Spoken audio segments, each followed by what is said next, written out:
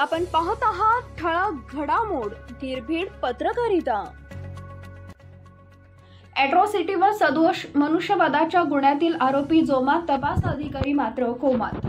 नळदुर्ग शहरातील इंदिरानगर येथील बौद्ध तरुण अक्षय बाळू सुरवसे हा आजारी असल्याने मंगळवारी सकाळी धन्वंतरी हॉस्पिटल येथे उपचारासाठी त्याला दाखल करण्यात आले होते।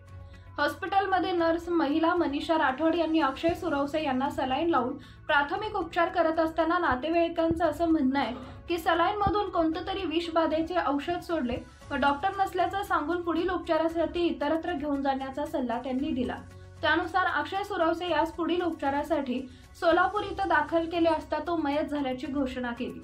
मिळालेल्या माहितीप्रमाणे अक्षय सुरवसे याचे एका मुलीशी प्रेम संबंध होते, ते तिच्या घरच्यांना मान्य नव्हते। त्यामुळे या नर्सला व डॉक्टरला हाताशी धरून मुलीच्या घरच्यांनी सलाईनमधून विषबाधा केली अशी तक्रार मयताचे वडील बाळू सोपान सुरवसे यांनी नळदुर्ग पोलिसांकडे दिली आहे। त्यानुसार संदीप राठोड, सुशील राठोड व मनीषा राठोड सर्व राहणार वसंतनगर नळदुर्ग यांनी अक्षय यात जातीवाचक शिवेगाळ करून तू विशिष्ट जातीच्या मुलीवर प्रेम का करतो, आम्ही तुला बघून घेऊ, तुझा लवकरच कार्यक्रम करू अशी धमकी दिली होती। त्यामुळे अक्षयला मानसिक धक्का बसला, यातूनच त्याचा मृत्यू झाल्याचं तक्रारीत म्हटलंय।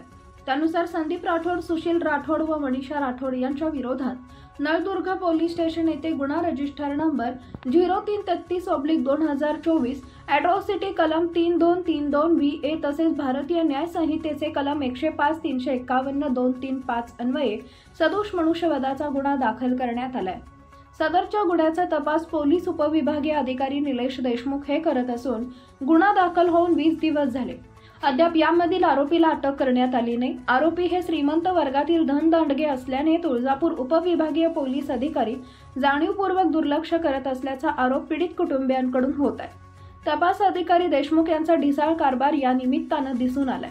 उपविभागीय पोलीस अधिकारी हे कुंभकर्ण सारखे झोपी गेले असल्याचे नागरिकांमध्ये चर्चा आहे। यामुळे फिर्यादी आणि साक्षीदार यांच्या सुरक्षेचा प्रश्न निर्माण झाला। तपास अधिकारी निलेश देशमुख यांच्या आशीर्वादाने यामधील सर्व आरोपी नळदुर्ग शहरामध्ये प्रतिष्ठेने फिरत आहेत। या गुन्ह्यातील फिर्यादीच्या जीवाला धोका निर्माण झाला असल्याने त्यांना पोलीस संरक्षण देण्यात यावे अशी मागणी सामाजिक कार्यकर्त्यांकडून होतीये।